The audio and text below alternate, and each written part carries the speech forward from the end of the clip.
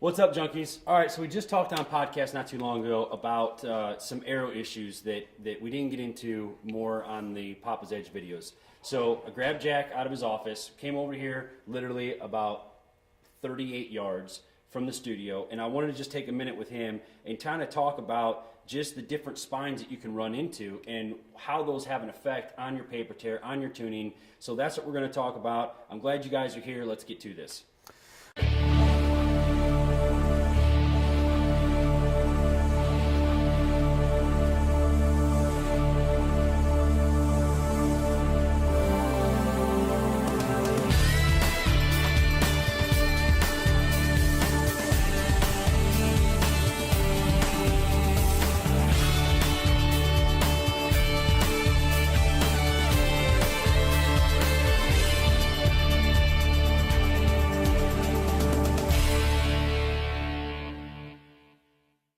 Well, basically, we set your edge up the other day, and at that time you said, I want to shoot this arrow. So we kind of roughed everything in, your knock spacing and your alignment and all that. We roughed it into one particular arrow, and we shot it. It took 4 or 5 holes, and we got a clean hole. Now, what we can do here is we brought several arrows, and I've got a few more sitting over here that I'm going to grab just real quick. I know, obviously, Gold Tip, big sponsor, you big sponsor of Bow Junkie and the archery game in general. I brought some other arrows, too. I've bought a couple of Easton aluminums. I've brought an Easton carbon or two, and they're all basically the same kind of length. They do have varied nocks, and they've got some varied vanes. I want to show the people at home how some of this stuff can absolutely change your tune, change your tear. I got a funny feeling that we start out, something like a 500 spine and start working down towards your arrows. We're going to see not only height change, we're going to see directional changes. And assuming that our archer is real consistent and he's doing the same thing, we can see what the arrows are doing through the paper. One Red Bull and one Monster in. Boom. Well, if you can not say, if you don't want to say, well, I want to shoot one particular arrow, then you can shoot the bow lined up, basically square how we did yours, basically running down the middle of the stabilizer, and you can find one that the bow likes. Again, as we said on the podcast, that's not everybody's theory. Yeah. But there's only so much we can do with our bow. And not everybody is a master bow mechanic. Not everybody wants to shim limbs and pockets and shift this and that and put followays on and adjust cables and rods and all that stuff. Some people say, here's my bow, it fits me, I love it. Well, how do I hit what I'm aiming at? How do I want more forgiveness? Well, hold on to a few arrows, and I'll probably mention it again later. I really like the idea. You've got a dozen arrows, you get down to 2, 3, 4 left, and it's time to get more. Put them aside, Come back and you can always use them as test cases later. That's what I've got here. Some arrows I've kept over time that, there's no reason for me to get rid of. They're good, they're safe. I'm not going to group them, beat them up, sit them off the side. We build a new bow. What is it like? Does it like a 400 spine? Does it like a spine that comes in closer to 350? So maybe we can shoot several arrows through here, different companies, different Fletch, different nocks, and show how some of these different reactions are. And, hopefully the edge will give us a lot of difference. And if not, we'll maybe grab somebody else. We've got, of course, a line of people waiting to get into ABB and shoot and practice. Maybe we can have some arrows shot through for some other folks' setups. And at least I can tell the folks at home real quick, oh, check this out. I have been engineered to be launched from today's high-performance shooting equipment. I must withstand and deliver over 80 foot-pounds of energy, shot after shot after shot, powering through hide, flesh, and even bone. From the tournament trail to the trail head, when I return to my quiver, I'm still straight. I am Gold Tip, the toughest arrow you will ever shoot. All right, Jack, we've got our arrows here, and you're going to show some differences. What do you want to start with? Do you want to start with where we were at, or what do you want to start with? Well, I'm just going to show some folks what we basically did on the bow was, you're new to this particular bow and this grip. We just went ahead and ran even tiller, and usually on most bows, you lock the limbs down, the tiller's pretty much even. So we measured it, the tiller is even. I set the loop right about a 1/4 inch above zero on the bottom of the burger button hole. We snapped the bow square on, we checked it. When we popped the arrow on, that was pretty darn level. We just adjusted the arrow to get us close. We laid it pretty much down the middle of the stabilizer, shot it through the paper back in my man cave. We had to make like one adjustment or two, shot, I don't know, 4 or 5 arrows, and and got a bullet hole off of the arrow that you wanted to shoot for that particular game that you was getting ready for. For a lot of folks, they can't have a bow for every game they play. One bow's got to do everything, and a lot of times that means obviously we shoot different arrows. You can do different things with your rest. You can do different things with your different styles of nocks. These nocks are going to have a different fit. We covered that on one of our talks. So, you know, I know right off the bat, one of these nocks likes about 110 thousandths a serve. One of these nocks likes a little bigger. You know, a lot of pin nocks like smaller. They're going to come in maybe around 108. So there's a few things here that we can go over. I'll have you shoot a couple of different arrows through the paper to show people we would have did a lot of these steps for just about any arrow that anybody shot, whether it been any of these arrows or from another manufacturer. So we'll have you step up, and a lot of folks are going to say, well, why are you guys shooting at about 4 to 5 yards from the paper? Well, that's simple.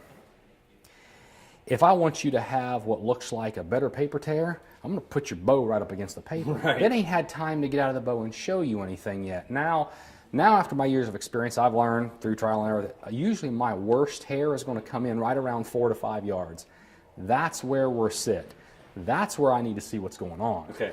And, you know, we talked earlier on the podcast, if I wanted to ensure you weren't getting a false tear, meaning the arrow smashing into the rest and then kicking up off of it, I would walk you up to the paper and I would set your rest extremely low, the nock very high. We'd run through nock high and we'd sneak the arrow rest up slowly and surely, and you'd watch your arrow become more and more level, just to show you weren't kicking up off the blade and getting a false tear. Sure. It's the same thing I do when I grab a can of like foot powder spray, and I'd spray the inside of the riser, and I'd spray your arrow, we'd fire it, and I'd make sure you wasn't torquing the bow so bad that you was bouncing a vein off the side of the riser. Now, of course, Hoyt's newer risers, extra wide shoot through, I don't expect you're going to have any problems. Biggest arrow, biggest vein, it's not a big deal, but that's not the case for everybody's toys. So I want to show people some different tears, what we would do to attack it. So you started off with the Triple X. So let's just leave the Triple X in there. We shot it in the man cave. We already knew what it did. Now that is a 150 spine, which is the stiffest arrow there is. I'm going to find you right there is a 500 spine arrow. So this is about as weak as most any full size adult archer is going to have. It's a 500 spine arrow. So make sure that these veins clear. And that's something else. Folks at home, always check your arrow. Make sure when you're thinking about how your arrow is going to come through the bow with the helical that you got on your veins, is it going to clear? A lot of people are under the assumption that their arrow never starts turning until it's well out of the bow. I think if you watch some super high-speed photography and you talk to some pro shooters, some folks, upon that arrow kicking off, it's kicking off in such a way that it's already starting rotation before it gets out of the bow clear. So keep that in mind. Jason, go ahead and pop an arrow through there and let's just see. We knew a 150 spine was a bullet hole. Let's see what a 500 spine does.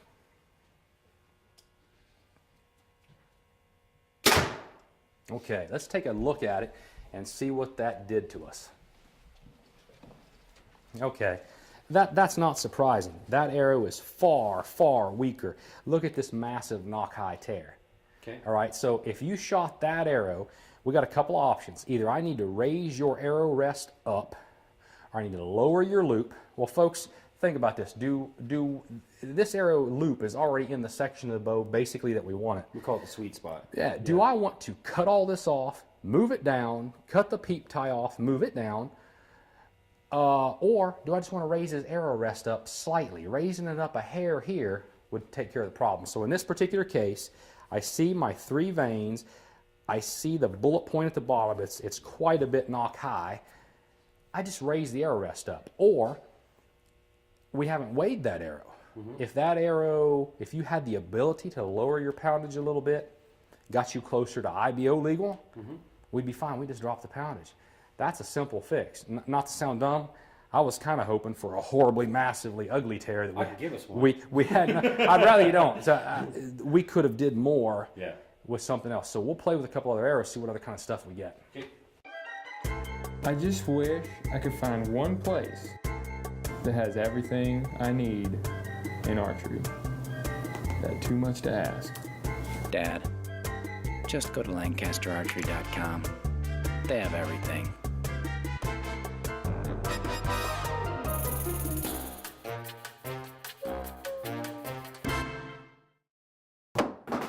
Brandon. I am just a baby. Just a baby. Okay, so next up is, what spine is this?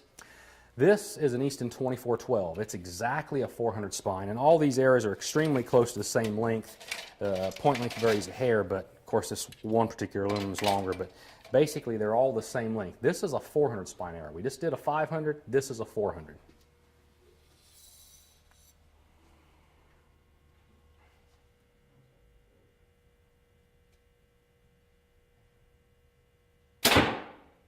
Okay, when we go in on that particular tear, we're going to see nearly the same amount high in ratio, because this arrow is quite a bit larger in diameter than, it's like basically a .246 diameter we shot through the first time. The 2412 is so much larger in diameter, again, it shows us a knock high tear. Again, not to sound dumb, Yeah. your bow's making this a little too easy for us, because typically we're going to get some side to side change, because we're going to have, folks, when you have your bow and you draw your bow back, you've got all this load on the cable side. When a guy's at full draw, if he held his bowstring, I could pretty much just pop his peep sight out of his string with my fingers. There's almost no tension on the shooting string at full draw.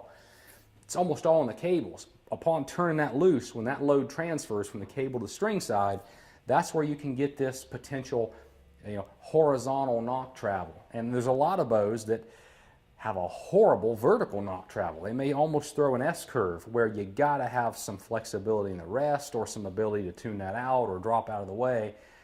I know these things seem strange, but we're trying to attack this stuff to get this forgiveness that we want in our bows. It's kind of like the mythical unicorn, often spoke of and rarely seen. I mean, but that's what we're trying to get. So, I mean, unicorn observation in archery every day, right? I learned that from Darren Christianberry. Okay, what are we going to next? Well, we just did a 500, we did a 400. Let's drop down into a 300 spine. Okay. Okay, so right there's a Series 22, 300 spine, same basic length. The theory here on this particular bow, it's probably just going to continue to creep down until it gets closer and closer to a clean hole.